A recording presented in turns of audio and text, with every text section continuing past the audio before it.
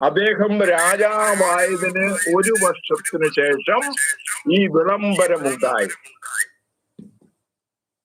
അപ്പൊ വളരെ ശ്രദ്ധിക്കേണ്ട ഒരു കാര്യം നാം ചിന്തിക്കുകയുണ്ടായി.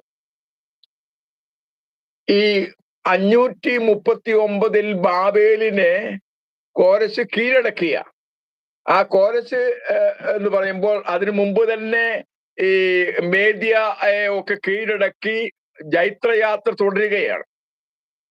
200 വർഷക്കാലമാണ് ഈ പേർഷ്യൻ സാമ്രാജ്യം ആധിപത്യം തുടർന്നത്. 200 വർഷക്കാലം ശക്തമായ സാമ്രാജ്യമാണ്.